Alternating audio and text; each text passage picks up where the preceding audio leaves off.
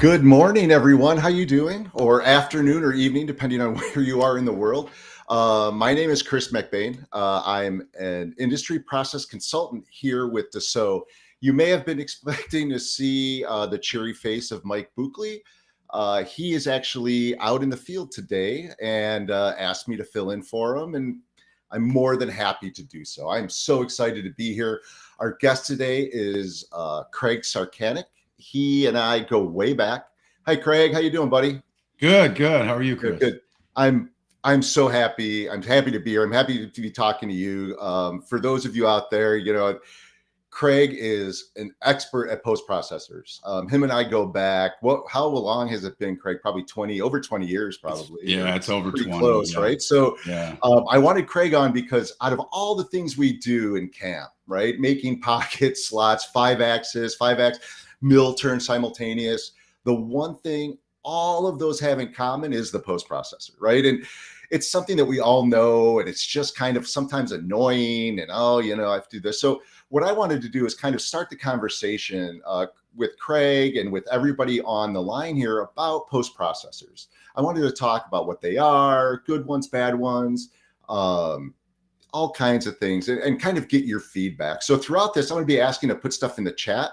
So please, everyone out there, just throw something in the chat. We'd love to hear from you. Craig, so we go way back. I know all about you. So how did you get into or fall into or get pushed over the edge into customizing post processors? Yeah, that's a great question. So my history starts in the shop, right? Just cranking handles or turning handles, running lathes, running mills, sliding into the CNC side of things, and then advancing into those areas. And I ended up reaching out at one point throughout my career, and I ended up getting a position as an AE for a reseller of CAM software. And I quickly, I was in the role of selling, supporting, mostly technical. I'm a very technical guy. I like sales, but I'm just not that. I'm not geared toward sales. I'm geared toward technical stuff. So that's because we're shop guys, Craig. We're not geared towards sales. Yeah, you're right. It's they're just difficult areas to bridge. You'd always say, that was the fallback. I'll just, not taking anything away from sales guys. Trust me, I know you guys work hard. But that was always the thing. Like, I can jump into a sales position if I need to, right? Right. But no, I can't do that. Not me. I would quickly fail. So anyway, as I was as an AE, I quickly realized that there were some areas that were lacking, right? Like the software can do certain things, but there was more that was needed. It was always a little something. Every time you go to a customer, there's a little something extra they need out of the software.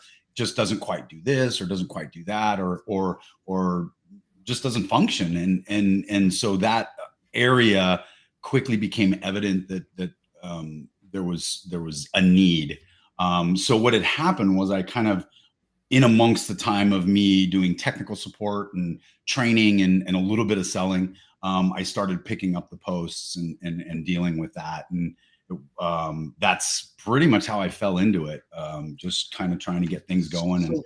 So let me ask you something. A couple of things that you talked about in there. So you talked about kind of falling into making these post processors. So how, when you were an application engineer, how do you determine whether it's the software or the post processor?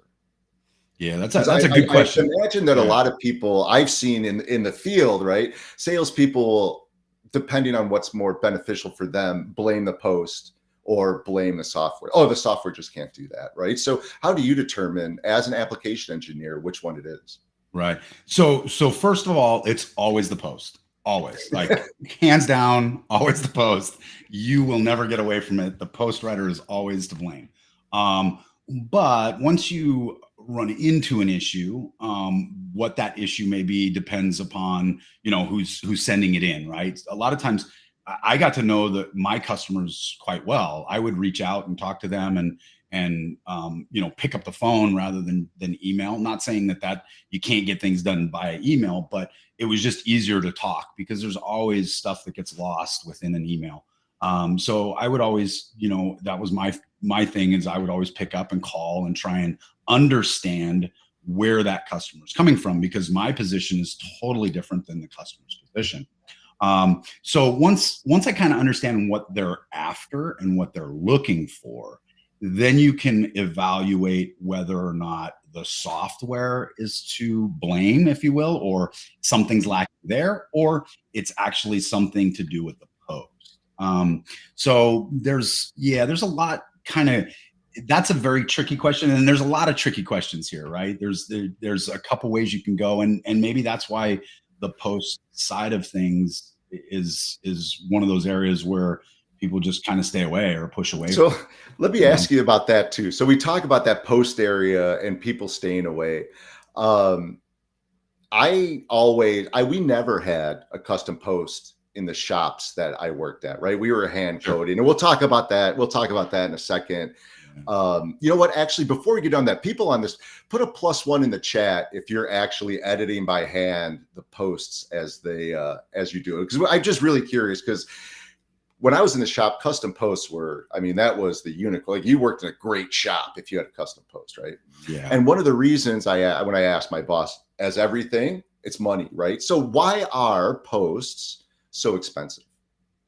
Yeah, that's a great question. And that question actually has to do with kind of where you're going, what you're purchasing, who you're working with, right? The post, if you really look at posts and their expense, it basically comes down to time. You're paying for that person, whether it be me, whether it be Joe down the street, or whoever around the world. You're paying for that person's time. And the trick is it's just like coding.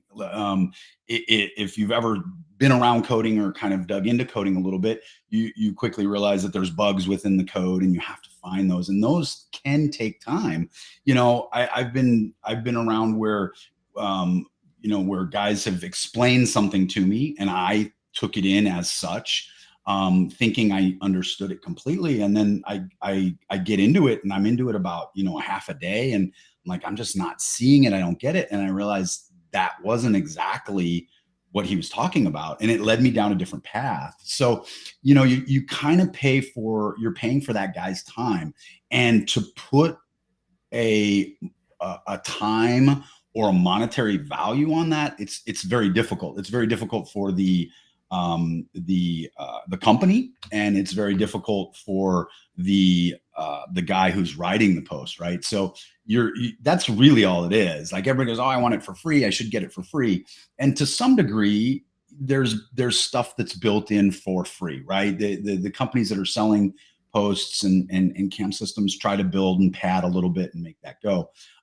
But when you really get into it, and you're starting to deal with really custom stuff, Mm-hmm. then that's where the price changes. And let's face it, nobody really understands the posting area, right? So how do you put a value on that? How do you put time? How do you put money on that? And it becomes, it's kind of tricky in that regard. Yeah. So speaking of tricky, let's talk about posts and tricky posts, right? And expensive posts and things like that. I wanted to talk about that for a couple seconds.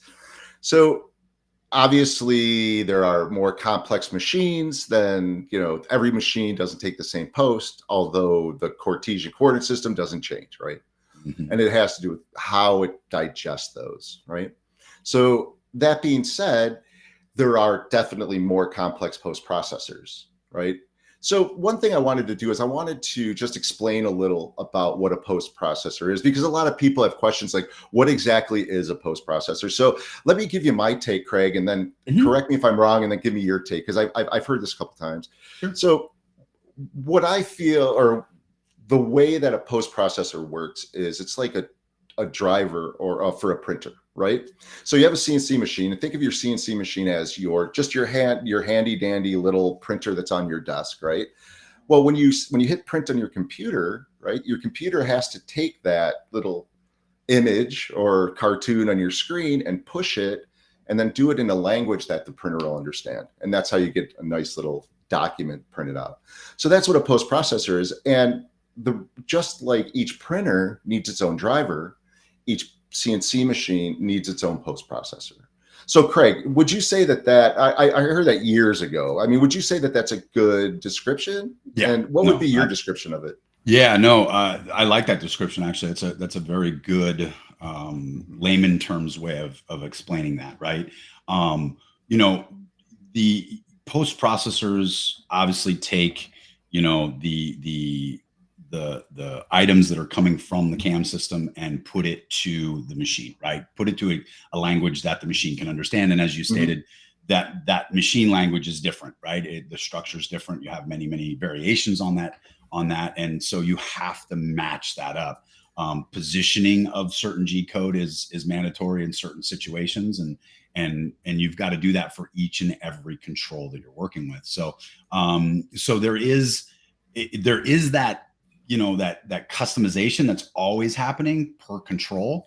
But the root, if you really look at the root of it, the base core of it is still pretty much the same, right? I mean, if I'm doing a line move, I'm doing a line move. How that comes out is dependent upon the control, but you're still going through a line move area, right? Or an arc or what have you. So, you know, the key, what I quickly found in my career was that if I had the core of my posts working properly, which is hard to do, especially when you're managing a lot of customers. If your core post is good, then the rest of it kind of falls into place, right? The edits and the changes, they're just more cosmetic than everything else. But what generally happens is you can have people that don't understand exactly what's happening. So you make a change in one spot, but it affects 5 other places. And they didn't realize it, right? Oh, I made that change, or I didn't test against it. Or, you know, in the advent of time, what do we short? We short testing, right? Or we short the follow through, because guess what? The customer isn't going to pay for that, but we need to understand where those changes affect throughout the entire code. And so there's a balance, right? There's always a balance. It's, you know, what's the customer going to pay? What's the company going to let you do? Can you go and rebuild this? Can you make the core of the post processor better so that it supports more? You know, one of the things that I would do inside there is I would create things that are just standard, you know, so like coolants, all standard. M codes that come out for those, or codes that come out to produce the coolant on the floor, those change, right? But as long as the core was functioning, then most of it was cosmetic. Now, just because it's cosmetic doesn't mean it's a oh, I'll just flip a switch and I'm good to go, or it's a 2-second job. Cosmetic changes can take they can take days. They can take just as long as the complex solving of problems throughout the post. So yeah, I mean, you kind of you're continually balancing those languages back and forth. Yeah. So you said something. There's 2 things I really want to hit, and one you talked about cosmetic changes, right? And I've written a very small amount of post processors in my career, but the one thing I learned was you never ask, why would you want to do that? Right. Right. Yeah. Especially Exactly. with the cosmetic things. Because when I started, I had customers saying, okay, I want an empty line before and after each tool change, so I can see it when I'm going through the code, or after every, I don't know, coolant on, coolant off, I want something else to happen, just so they can see it correctly. You know, what are some of the strangest requests you've gotten just for the cosmetic? Like, I want to see the code. What are some of the craziest requests? Yeah. I've had some crazy ones. I mean, I've had some core crazy ones, right? So I'll give you an example of one that was pertinent. It was something we needed to have, right? And it's common, like Haas machines. So we'll throw Haas out there. There are, you know, they're known everywhere. You can get all their documentation online. And Haas, when you're using a Haas mill, and you use through a coolant spindle, the coolant through the spindle, which is an M88 and an M89. What happens is if the M88 is called after the spindle gets turned on, the spindle shuts down automatically. and the coolant then gets called, and then you have to recall the spindle again, right? So what'll happen is, if you're not paying attention, or if you're not writing the code correctly, just for that through coolant, it has to come on before the spindle gets turned on. There's some lubrication thing that goes on there. And again, I'm not the guy who built the machine, so I believe the coolant lubricates that spindle as well. It does a double duty when it's doing that. But so what had happened was, I had a customer, I've been writing Haas posts for a while, and they had through coolant, and nobody ever told me that. Nobody said anything. And as a post writer, I'm like, cruising along, everything's great. And so a guy goes, hey, he goes, I need this. And I'm like, what? Can you explain why? What's going on? He goes, yeah. He goes, it's the weirdest thing. He goes, I don't really understand it either. He goes, but when I use through the spindle coolant, M88, if it's not before the spindle on, then the spindle shuts down, and then I have to reissue a spindle code. I'm like, okay, so no problem. Let me work on that. So you got to go in, you got to, do this, do that, check for things and whatever, and then fire it. And so I got my posts working so that if through the spindle coolant was being called, M88 would come out prior to the spindle getting turned on, and life was good. Everybody was great with that. And some customers realized it. Some customers had no idea it was even happening, right? And Haas, being Haas, they kind of catch things for you, right? So they go, oh, your spindle's not on. Guess what? You're getting ready to cut. Let's turn that on, and they'll do it for you. So some of it takes some of that out of the post, but it's just that kind of a thing where you look at it and you go, wow, that's a crazy request. But the reality is, it's not crazy. It's actually fundamentally important for the proper operation of the machine, right? So that's one. You get that kind of a core request that you go, that's kind of loony. But when you really dig into it and understand why it's being asked and what's going on, just like you said, never ask the question, why would you do, or, why would you want to do that? There is generally a reason why you're trying to get something done, or that customer. No, you're absolutely right, Craig. You're absolutely right.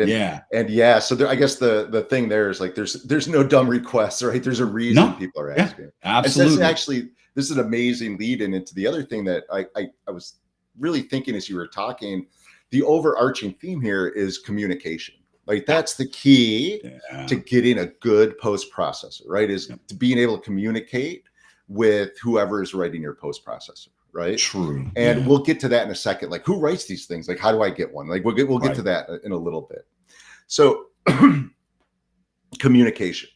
What kind of information should a user have before they request their post processor? Let's say they've come to the realization they're not getting the most out of their machine, and I need a better post processor.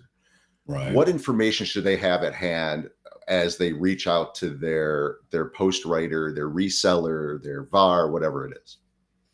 So that question is a tricky question, right? Because what you're asking is, it really depends on everything, actually. So it depends on the user, it depends on the post writer. It depends a lot on the understanding of the machine. So I've had customers go, hey, this thing's not doing this correctly. Mill turn gets real complex, right? So when you're working on the front face of a part in mill turn, there's many, many different codes to get things done. You have polar, you have free versus fixed. You have all kinds of different, you have all kinds of different functions that are available to you on that machine. And everybody has their slice or understanding of what those are supposed to look like. And so, for instance, if you're doing polar on the front face of a mill turn, you're going to get negative X and negative Y moves. That's just going to happen, because what happens is, behind the scenes, the control takes those coordinates, trigs those out, and figures out where on the front of that circle, in that 360-degree circle, that tool needs to lie. And there's math that's being done behind the scenes. But I've had customers call me up and go, hey, Craig, this is producing a negative Y and a negative X. It should not. And I'm like, well, wait a minute, hang on. Let's see, what are we working with here first, right? Are we, are you in polar, right? First question, are you in polar? I don't know. Okay, is this G code present? is that G code present? And then you can kind of deduce where and what needs to be looked at to kind of move forward. So yeah, I mean, those kinds of things, the understanding, like to just, flat out say, I need this, I need that, and this will get your answer for you or get your post corrected properly, is probably a misnomer, right? That's something that's not possible. There's always got to be some back and forth. And it's frustrating because you're dealing with time, right? Everybody needs to crank parts out. Everybody expects the post and the software to run perfectly. The reality is that just doesn't happen all the time, right? And there's got to be some communication back and forth. But again, you're dealing with time, and time is money always in our industry. So it's tricky. It's real tricky. Yeah. So you talked about that a little bit. Excuse me, about time, right? So there's in first time, all this other crazy things you put in your posts, right? Yeah. Right. Yeah. So yeah. Let me ask you something. And you also talked about math and triggering stuff out. There's a concept in machining in general, but in post, it's called singularity, right? Could you explain what singularity is and why it's so bad? Well, so I don't know if I can completely answer that one 100%, right? When we talk about, you talk about time, just time in general, we talk about, there's obviously different feed rates and things like that, as you mentioned. And I might deviate a little bit from that question. So that's fine. Go ahead. Yeah, no, that's fine. Yeah, you go. We talk about that. So like you said, we just, as we get into the writing of that post, everybody says, this is how I need it to be. But, there's always a little give and take. There's always a little learning from everybody, and same thing with me, even as a post writer for, almost 20 years of in that language, I was learning all the time, just new things and constantly picking up on different ways customers were going about things and what they needed specifically. And, you get into inverse time, right? Inverse time started to, I mean, it's been around for a long, long time, but people didn't use it, right? And they didn't know what to do with it. So when you said, hey, I'm doing inverse time, but you look at it and you go, wait a minute, are we on mill turn? Well, yeah, we're on a mill turn. Okay, is it degrees per minute or is it inverse time? Or is it just straight feed rate, right? Those are the questions that start to arise, and nobody can really, I shouldn't say nobody can answer them, but you never really get the right answer or the direct answer. You get an interpretation of what they think it should be. Some customers are spot on. They've gone through the book, they've done, their homework, and they've looked at everything inside and out, and they know exactly where it's supposed to be. But others are just trying to get parts out the door. They're just, or hey, I machine part-time. I'm an engineer, 90% of the time, 10% I'm trying to get this part out the door. What is happening? Could you explain the difference between degrees per minute, inverse time, or just straight feed rate? Yeah, sure. So straight feed rate is our inches per minute, right? It's pretty, or revolutions, revolutions per minute, or what you would have there. And then you get into degrees per minute. So when you're on a mill, if the C is moving, the mill turn absorbs. You don't have to have any special G code for it. It just kind of absorbs the calculation, but it must be in degrees per minute. Anytime the C axis is moving, it must be in degrees per minute. And you can look at it like everybody goes, oh my gosh, my feed rate is 1,000 inches per minute, degrees per minute. So think about it. I do 360 degrees. Let's just do a simple 360 degrees per minute. So if I have that's one revolution in a minute. That's not very fast at all, right? So what happens is your post needs to take that linear feed rate and calculate it into an angular feed rate. And that's what the machine accepts when C is present, right? If it's just X and Y, it should be linear, always. X, Y, and Z, always linear. That's a linear. But when C is present, you must produce a degree per minute call to be able to drive that C axis, right? All the other axes fall into place, and and everything works off in that regard. So that's kind of, excuse me, that's kind of what's happening. And that falls under the inches per minute or meters per minute, millimeters per minute, G94 G code. And then you get into inverse time, excuse me. And inverse time is actually, and it's been a little while since I've done it, but everybody has each manufacturer has a little bit different way of doing it. Some of them do them off of encoders. So it's the time the encoder, it's the ticks on the encoder. That was one way one of them did it. But it's basically, it's not the feed rate per se, it's the actual time it takes to get there, right? So basically what you do is you have like a 5-axis machine and you call inverse time G93 and you're saying, look, I need every axis to be there in this amount of time. And that's how everything syncs together, right? So depending on, my dog's getting up here, sorry. Every machine's a little bit different, but that's kind of how that works. And it's basically done off of vectoring. And it's a vector calculation that takes place. Yeah, that makes a lot of sense. That really does. And it's tricky because the numbers are big, right? So when you get into inverse time, you're looking at thousands or 10,000, inverse times, so, and then when you get in degrees, it's the same thing. It's a big number. So they get confused very quickly. So this is something, so I also want this webinar to cover the basics and the more advanced stuff. So the basics is, we talk about M codes and G codes, just to make sure that we're all kind of on the same page. The G codes are movements, right? Where you're going to move, G1, G2, straight line moves, or G1 straight line move, G2, G3 curves, things like that. Yeah. M codes are utilities, right? They call up the special things your machine can do. Turn the tool turn around, turn the coolant on, it's these little solenoids, right?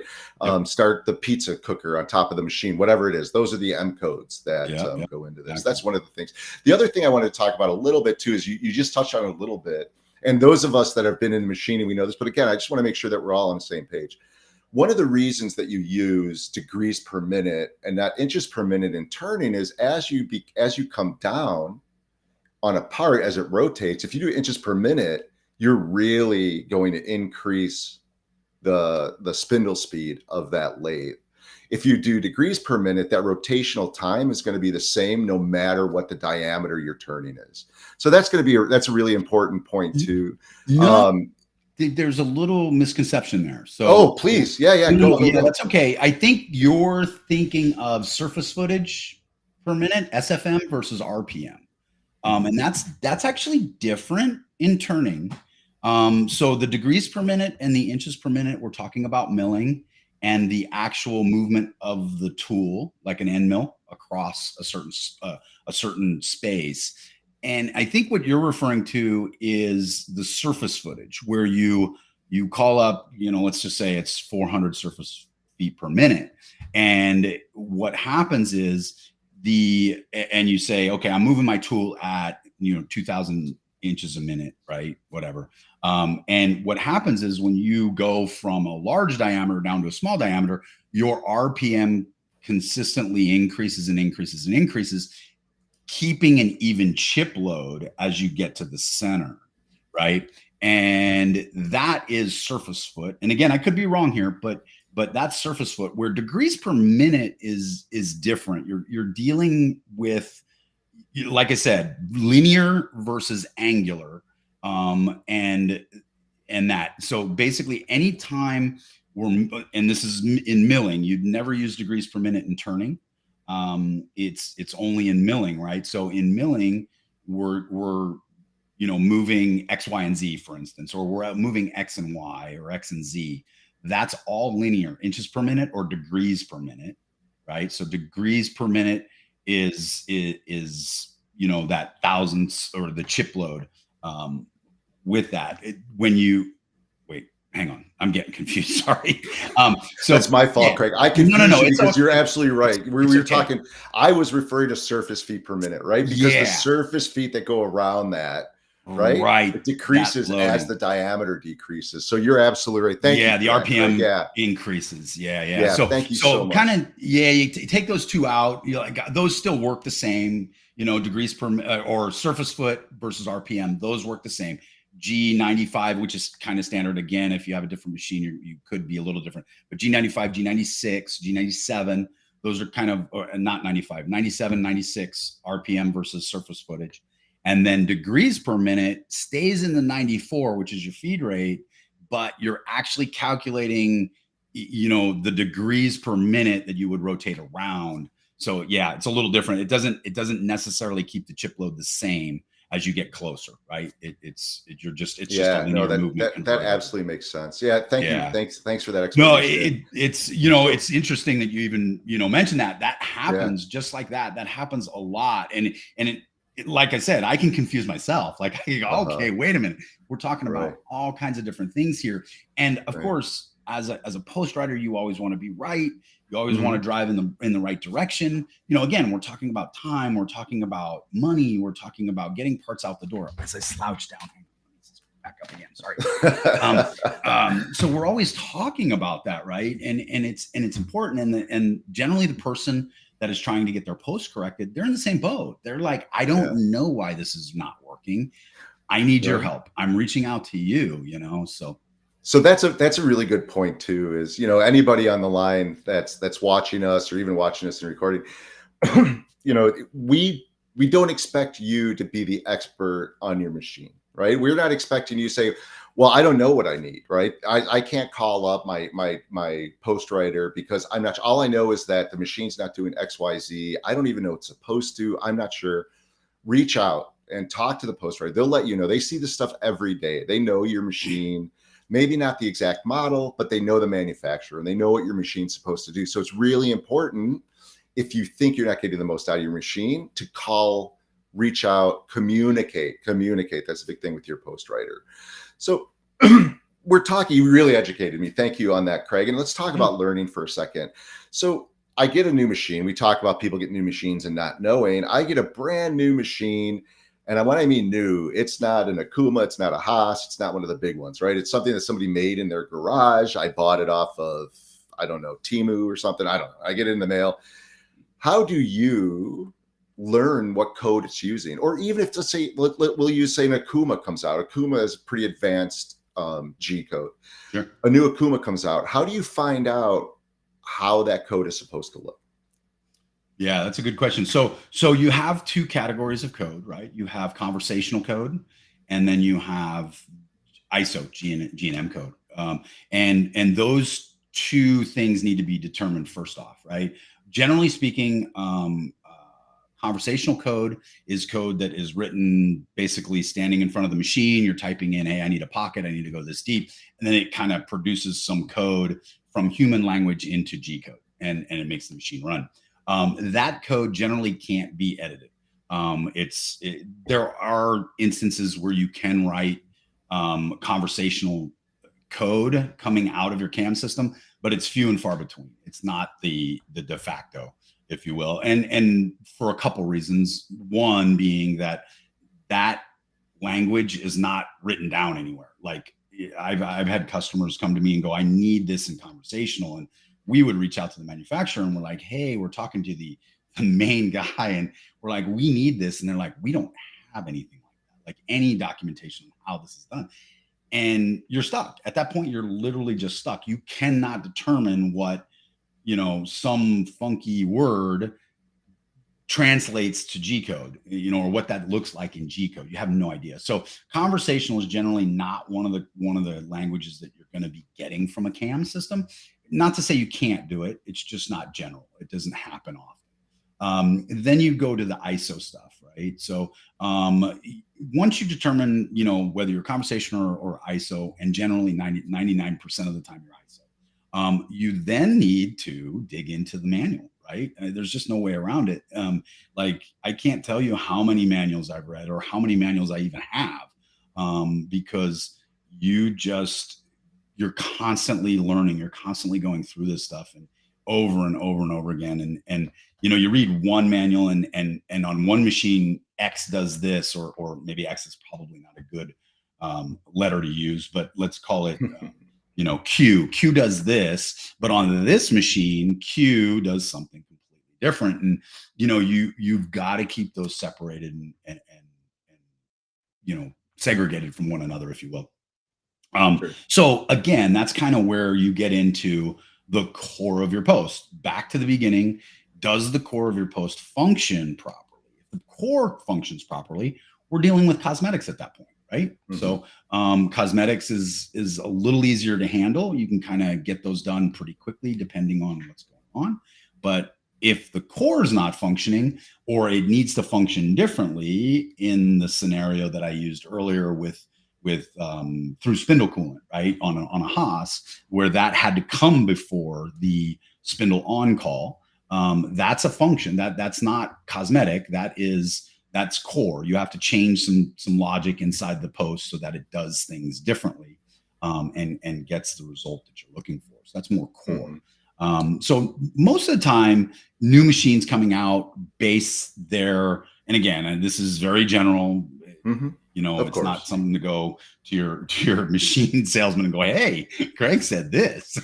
No, but most machines are building off the predecessor machine, right? So they're building from what they already know and what they've proven. And a lot of times, like you said, Okuma. So you take Okuma, for instance, they had OSP 100, and then they went to an OSP 200. OSP 200 was a complete revamp on the OSP 100 series. 100 did its job, but the 200 excelled far beyond what the 100 could ever do. And I'm talking about, especially in mill turn, it was leaps and bounds ahead of it. Then you get into the OSP 300, and all it was just fine tuning of that 200, right? They added some things to it, and I'm sure an Okuma rep would get on here and point some different things out to me as to why and what. But the OSP 300 was fine tuning of that 200, and I know for a fact that the OSP 300 did some stuff with the tool changes on a mill turn, on a Multis. They did some stuff with the tool changes to condense it down and make it easier for the end user. But again, the core of it was the OSP 200 moving into the OSP 300, and then they get into, we've got some fancy high-speed machining and some NURBs and this and that and all kinds of other stuff, right, that they put in, and they make it better for you, if you will. Right. So yeah, that sounds, well, first of all, reading manuals sounns awful. So I'm just going to throw that out there. I'm really glad that's not my job. I'm glad that that's your job. Speaking of writing posts being somebody's job, right? I hear a lot of people asking, hey, I was an AE for a long time, and I get the question, hey, can we write our own posts? Can we write our own post processors? And my answer was always, if you want to, sure, but we have guys that do it every day. That's going to do it in way less time, right? And probably way more accurately. In your opinion, right? Just in Craig's opinion, what percentage of shops do you think are just dealing with a post processor that's not utilizing their machine, or they're modifying it by hand? Something that would make something a quote unquote bad post processor. Like, what percentage of shops out there that you've seen aren't using the most utilized post processor? Wow. Yeah, it's well over 50%. I would say it's well over 50%. Yeah. I mean, it's a lot. Like, when we talk about that, we talk like, one of the things that we always tried for, always as a post writer, you always try, don't edit the code. Like, that's the goal, right? The end user should not have to go in and touch that code. They shouldn't have to deal with it. The reality is that, well, sometimes that doesn't always happen, or you get a new part and you're kind of trying some stuff and you've never ran across this before, and you need to get in there and edit, right? But generally speaking, it shouldn't happen, right? You should be able to post out and go, basically run with it, right? Look the code, run it through, a simulator or whatever, and then run with it. But the number of shops that are going, well, every time I post out, I have to change the spindle line to this, and this, right? Or I have to move this around to that and this and that. And that is problematic. Like, as a post writer, I look at it and I go, why? Why are we doing that? Why would we edit something that simple every single time? That's a simple, or it should be a simple edit in the post processor. It should be something that you can correct and make it repeatable always, so that you never have to edit that area again. Now, will there be another area to edit? Probably, but that particular area and the percentage of shops that are doing that every day is probably almost close to all of them, right? Like if you talk to a shop and ask a shop, do you love your post processor? There's not a lot of shops that are going to go, yeah, I love my post processor. Right. Or, well, you know, and to be fair, I don't know that a lot of shops even think about their post processor, right? They might not. I mean, when I was, so, you know, I came out of my apprenticeship back, you know, we did my final project was inventing the wheel. So that's how long ago I did my apprenticeship. But, you know, when I first got into the shop, you know, I didn't know what a post was. Like, I didn't know how that worked. All I knew is I hit this little button on the cam system, whatever the cam system was, and I got this file that I threw onto the computer, and then that was it. And I don't know that a lot of people really think about, you know, what their post processor is, whether it's good or bad, right? So really what we're talking about here is, you know, what makes a good post processor and a bad post processor. You know, a good post processor is one that you don't have to hand edit, right? I didn't know that Haas, Craig, that like you were saying, would automatically kind of put that spindle on for you. Like there's some kind of automation in these machines. They probably don't televise it because they don't want to have people be lazy and just be like, it'll turn on itself. But like that level of automation is amazing. There's always that back checking. On Haas is really good for that, right? They've always made it so that, like, look, anybody can run this machine, you know, and it will do exactly what you want it to do. So they obviously back check certain things, you know. How well that is, I don't know. I don't own a Haas, so I don't get to run it. I just know who I've talked to and what I've found over the years of working with customers and reading manuals and working with AEs for Haas. And you know, that was the other thing. Like, I know, you know, I have a bunch of AEs for manufacturers that I reach out to when I'm in question, because even with all my years of experience of writing posts, there's always questions, always. Like, you know, you'll send something, I'll make an adjustment and I'll send it out back to the customer and I'll go, okay, try this. And he'll come back and go, it didn't work. I'm like, okay, what's it doing? Give me a video, like show me a little something, right? He'll show me and I just don't understand. Am I missing something? You know, you bring up Okuma. Okuma is very, very finicky with their code. Like, I've had code not run because of a decimal point being missing. And it just wouldn't run. And you're like, why is it not doing this? So the logical thing is it's not making the shape because my code's wrong. No, it's because there was no decimal, you know, in the Y line, except in the Y, but the X and the Z had it, right? I mean, stupid, crazy, little weird things like that. Those things pop up and they cause problems. So yeah, for sure. And you know, and again, I mean, tricky. I don't make money off of people getting custom post processors. I'm a big advocate of it, right? Because of stuff like that, right? I mean, there's so much more that your machine could probably do, right, Craig?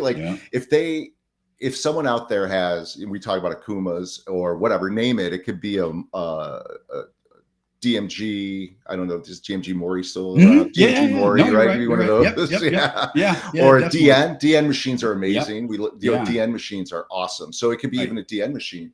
They're so powerful, right? If someone doesn't have a good post processor, are they really getting the most out of their investment, right? So let me ask you a question. So when we talk about easy posts, you talk about, I got the core, it's just cosmetic and things like that. What would make a post processor difficult, like to do, like, that's a pretty difficult post processor? For instance, I heard Heidenheims are supposed to be pretty hard to write for. What makes it difficult? Yeah, so the difficulty level with posting can come from the language you're writing the post in, right? So a lot of these posts, and I shouldn't say a lot, like I haven't been exposed to all the posts in the world, so I don't know.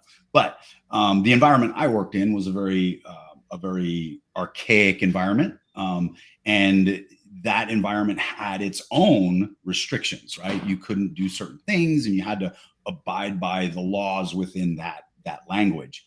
And I think most posts you're dealing with that, right? There's a few out there that are using, some higher level languages, Python and things like that. But for the most part, these CAM systems, they utilize a lower level language, something like BASIC, right? Which is pretty old, or something that was hashed together to create their post.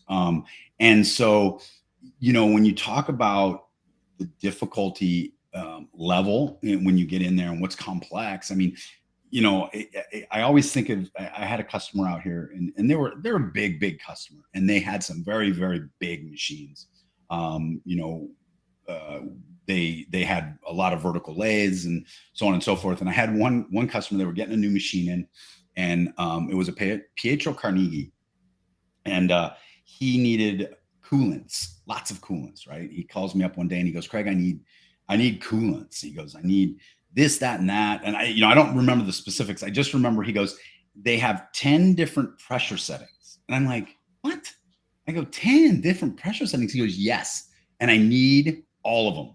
And I'm like, "Are you kidding me?" I said, "Really?" And he's like, "Yep." And I said, "Dude, you're a programmer, not the machinist out on the floor. Like, how are you going to be able to tell the difference from 200 PSI to 300 PSI? Like, what's that going to do for you?" Right? Like, literally, as a programmer, I have no clue. Right. But I'm like, okay, fine. This guy needs this, right? It's what he needs. And that's what he said. He goes, "Craig, I need this." I'm like, okay. So, dude, I go into it and I start working on it. And I'm like, oh, this is complex, right? It gets really nasty inside, and you've got to check for this and check for that and make sure this is not on and that's not on and blah, blah, blah, blah. So you're back checking and double checking and triple checking. So anyway, I get this thing all done for this guy, and I must have spent, I don't know, let's just say 2 days on it, right? Not 2 days consistent, but a little here and a little there. And I get it all done. I send it over to him, and he goes, "Yeah." He gets back to me in like 2 days. He goes, "Craig, that worked great." He goes, "But you were right. I only need 3. I need low, medium, and high." I'm like, damn you. I wanted to jump through the screen, right? So, but those are the things that, I mean, knowing him and knowing that company, I worked with them for a very long time. And I was actually friends with them and got to know them really well. So for me, it was like, okay, I'll do it. My company at the time, we just edited the post. We didn't charge anybody, right? We didn't do an hourly. We just said, okay, that's part of it. And that was part of the deal. So, we were able to kind of fix that and that's incredible. It's funny that you say that too, how, the customer, I need it. Okay. And we don't ask, right? Okay, here you go. And then it's like, well, we didn't really need it. And that's okay. So we had a really interesting comment in the chat. Sherry M said her grandfather worked for Skunkworks in Lancaster from 1949 to 1982. What an amazing career, by the way. Wow, and Skunkworks too. That's a lot of secrets that guy knows. So anyway, he was a tool and die raker, and he'd be quite impressed with the progress that we've made since slide rules, right? Since 1949. Yeah. I joked about going through my apprenticeship so long ago, but even in our lifetime, Craig, right? You and I have seen an amazing forward progression in CNC machining, right? When you think they can't come out with something else, right? It's like they figured out every way to remove chips, right? Something else comes out. It is absolutely incredible. And I think, Craig, and I think you'll agree that this is one of the reasons it's really good for us as machinists to kind of give it up sometimes, right? To say, what, this new machine's out. I don't know everything, right? There's so much out there and so much that's new, right? I'm going to reach out to my reseller and find out if they know anything about this machine, because, this is new. And, you talk about reading manuals. Education is just so important. So Sherry, we agree with you. And just again, in our short time in machining, Craig and I, we've seen so much, and it's really impressive, and it's actually getting even better. Some of the things that I've seen coming out with the hybrid machines, when I say hybrid, 3D printing with CNC milling, things like that are crazy. I can only imagine the post for that, Craig. You know, Oh that would be man. something Yeah. else. Yeah, for Yeah. sure. Definitely. So, hey, Craig, you know, hey, thanks a lot. I really appreciate your time. No, thank you for And, having me. Yeah, this you was know, and really, I really want to fun. come back and maybe we'll dig, now that we've kind of covered what posts are and how people can custom ones and things like that, kind of getting into posts and talking maybe another one. If people are interested, let us know. And we can get into what's that one line that always comes up in the beginning, G90, G8, you know, all that stuff. They talk about that stuff. So if you guys are interested, let us know. We can dig down into that. But Yeah. I wanted to talk about, before we go, a couple live streams that we're going to have coming up. So before we sign off, we've got a few upcoming live streams that I honestly think you're really going to love, because these things sound amazing. So first off is live design, right? This upcoming Friday, it's going to be at noon Eastern Standard Time. We've got my top favorite SolidWorks features, right? Let's see if yours match theirs. That'd be amazing, right? So the guest star there is Senior AE Applications Engineer Instructor at GoE, Amanda Osmond. Amanda's a part of a team that teaches SolidWorks users on a global scale, right? So she teaches them how to use the software at varying degrees of complexity. She's going to join our team, right, to show off her favorite features and shortcuts. It's going to be great. You know, she's out there seeing this stuff, bringing that global SolidWorks user group to you guys. It's amazing. Also, later this month is our manufacturing themed episode of SolidWorks Live, right? Challenge the manufacturing status quo. This is great. This one is really going to be amazing. We're going to be taking a deeper dive into the manufacturing industry, right? We're going to learn about some amazing things happening on shop floors and even past the shop floor, right? Amazing topics in manufacturing and the way DS looks at it. This is going to be, I'm going to tune into this one because I love the messaging here. So check out SolidWorks Live. That's going to be on July 27th. It's going to be at 11 a.m. So it's an hour earlier than the last one. I said 11 a.m. Eastern time. All right. And as always, you can catch all of our SolidWorks Live content at at live.solidworks.com. Again, you can catch all of our live content at live.solidworks.com. And the SolidWorks YouTube channel, where we are right now. Yay. So please help us appease our overlords and like and subscribe, right? We got to pay the bills. I don't know where the button is. It's somewhere here, I think, like there. I'm not too sure, but it's somewhere around there. So if you like and subscribe, you'll be notified when these new episodes come out. So Craig, before we go, I just wanted to say again, thank you so much for your time. You were amazing today. And I look forward to hosting these in the future. I hope Mike is out in the field way more often, Craig. So thank you very much. Right? Yeah, everyone, thank you so much and have a great day. Thank you for having me. Absolutely. All right, bye-bye. Thank you guys. Bye-bye.